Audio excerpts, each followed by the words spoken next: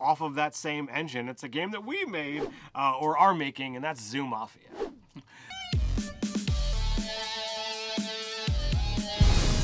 I'm Nerdicus Ted. And I'm Nerdicus Dave. Welcome to Nerdarchy. For nerds, by nerds. All right, so with all of this craziness and chaos that's kind of been going on with, the leak and the OGL and what have you, we hear a lot of people are not wanting to play D&D right now. That's been the rumblings that I'm hearing, when I put my ear to the ground.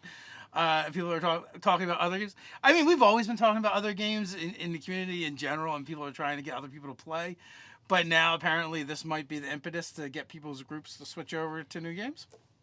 So I figured I would put this little list together, this concept video of you don't want to play D&D anymore. Well, what other games are out there? Yeah, and this is not by any means a complete or comprehensive list. It's just some of the games that I take it that we've played. Ted had put the list together, and I'll weigh in with some commentary. And maybe if I think of some other games, I can throw them out there as well. Absolutely. So first and foremost, I was like, all right, well, what kind of thing is system or setting agnostic? What kind of games can you play that can fit into any spectrum that you want, any genre? So you've got Mutants and Masterminds, you've got Fate, you've got SciFi System, and you've got Quest. I feel like all of those are good, solid games that can be played. We have played them all. And the rule setting is diverse. Mutants and Masterminds and SciFi System are both based on the D20. The Fate or Fudge system uses a whole unique set of dice, and Quest also, is in that D20, base bracket. But they all, beyond that, they all have their own rule set, their own way of interpreting what you do with those dice. Now, I will say Mutants and Mastermind was designed as a supers game. But with that being said, in earlier editions, I don't know if they've gotten around to it in the newer editions, they've done a lot of supplements so that basically you could play other genres with it. And the system itself is very easy to change the genre you're playing in. It does take a little bit more work on the character creation. It can be intimidating when you kind of get into it. But you get to really build out your character the way you want it. And you do, in Mutants and Masterminds, get a fully finished character. So it's not really a huge thing to level up and gain more points, but about playing with what's your character. So that might be a deterrent to some people, but the supreme customization of your character, once you actually get into the nuts and bolts of it, can be so much fun and really rewarding to some players. Yeah, Mutants and Masterminds is, loosely based off of the original OGL for D&D, the D20 system. So if you're already familiar with that, especially 3rd edition, it gets really easy to play. Now, they streamlined a lot of it from their 2nd edition to their 3rd edition of the game. So it looks less and less like D&D than it did in previous. But even still, with a D&D foundation, you'll be able to catch on pretty quickly. Quest RPG is very rules light. You only roll a D20. You have successes. You have successes with kind of like complications that come up, and you have failures, or you have critical failures, and you have also critical successes. But it's all based off of the D20. And the character sheets are going to be a little bit different than what you're used to. Yeah, they're very very light and streamlined, and it's just something that you can look into these rule sets and see what is going to fit for you. I've played SciFi System through multiple genres. I have played Mutants and Masterminds through multiple genres, fantasy, modern, futuristic, and supers. So it's greatly changed. I've played SciFi in this almost the same spectrum. I've played it in a post-apocalyptic future. I've played it in a fantasy future. It's just a lot of fun to play. Yeah, SciFi System is going to be a little crunchier, and it does have a leveling system. When you get into the Fate system or Fudge system, you've got a whole new spectrum of dice to learn. You typically roll 4 dice 6, and you're going to counteract your pluses and minuses to see whether you've succeeded or failed. It's basically just a pass-fail system, right. And each die has passes and fails on them and nothing on them. right? So you're gonna tally up your successes versus your failures, and see what comes up top, depending on how many you need. But you can check it out; it's a fun system. All right, so next we're going to go into, the things that are designed specifically for the fantasy section. So we're looking at, with this fantasy selection, we've got Shadow of the Demon Lord, Pathfinder, and Morkborg. All of them are a D20 based system, so if you're already familiar with, you play D&D, it's why you're watching us. So you're already going to have some kind of leg up in this regard for playing these games. Obviously, Pathfinder is built on that 3.5 engine.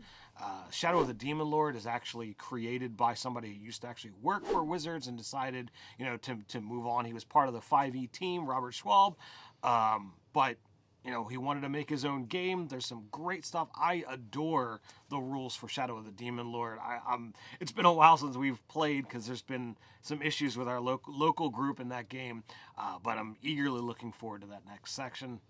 And then Morkborg is another D20 OSR style game. So if you're familiar with D&D, basic OD&D, or the basic box sets from D&D, this would be real easy for you to pick up and learn. Two of the three are really easy to learn. Pathfinder is slightly more difficult than 5e D&D. There's more stuff going on there. It's more complicated. So it's good because it runs the spectrum. Because Morkborg being very easy to learn and very rules light, to Pathfinder being crunchy and rules heavy, to Shadow of the Demon Lord is somewhere in the middle. Yeah, I would say it's equivalent to D&D because you have a lot of choices that you would have to make when you make your character, but it's more choices as you get down the line, as opposed to all of them being made right at character creation. So I feel like Shadow of the Demon Lord is just it's a good solid rule set. We've talked about this a couple of times on the channel before. I really dig that game. So if you're looking to play a modern game, there's some options that you can play. Monster of the Week, powered by the Apocalypse, is a game that we've played, here at our local group. Dave actually ran that. It was an absolute lot of fun. And then also kind of off of that same engine, it's a game that we made or are making, and that's Zoo Mafia. Yeah, so one of them is you're hunting down monsters. It's very like Scooby-Doo, Supernatural, Buffy the Vampire Slayer. The other one is you're a zoo animal that's trying to get into the mafia, right? Mm-hmm. And there's tons of other games. I guess these are just the two that we have played with most recently and messed around with. And also, of course, Zoo Mafia, we've got the quick start rules for that. You can get those for free. Put a link down in the description for that so that you can sign up for the newsletter and get the free rules if you want to check it out. So next we're going to go into the sci-fi bracket, and I got 3 games that we have played that we heartily enjoyed. We've got The Expanse, Starfinder, and Vast Grim. Starfinder, obviously, is built off of the Pathfinder, Paizo engine, which is all D20, based off of 3.5. So we already talked about with that. The Expanse uses a 3-die-6 system, and you're adding things to it. We played that game here and hardly enjoyed that, as well as Vast Grim, which is created by our friend Brian Colin of Creature Curation. And this is similar to, it's actually a hack of Morkborg to play in a very horror future style game. The world is, on its last days, possibly ending during your own campaign. And again, like, we kind of run the gamut as well as far as the complexity of the rule sets. Vast Grim is very easy, kind of like Morkborg is. Mm-hmm.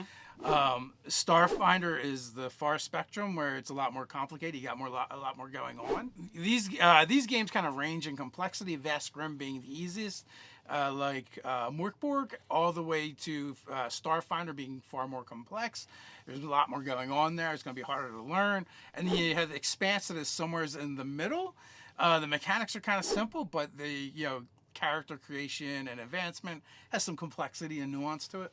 So all in all, there are a lot of good suggestions here. I am certain that there's other games out there that fans and friends of the channel are going to put down in the comments. So if you didn't see your game, put it down there.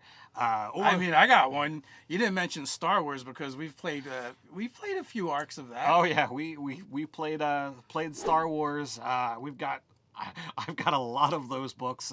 We played for quite a while in that, but it's been so long since I played, I didn't even think about it. Yeah, Fantasy Flight, that version, because there's several versions with the custom dice.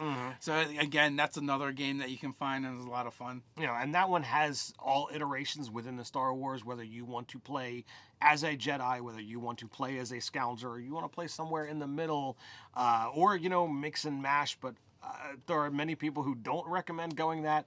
It's a very complex dice mechanic where, as opposed to just tallying numbers and trying to figure out whether you succeeded or failure, you have advantages and disadvantages that can stay on the table but could weigh each other out. You have, you know, successes and failures that, you know...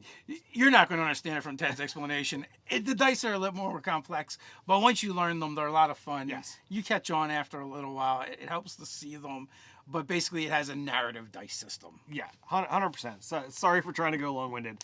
But, hey, like I said, there's a lot of great games to play.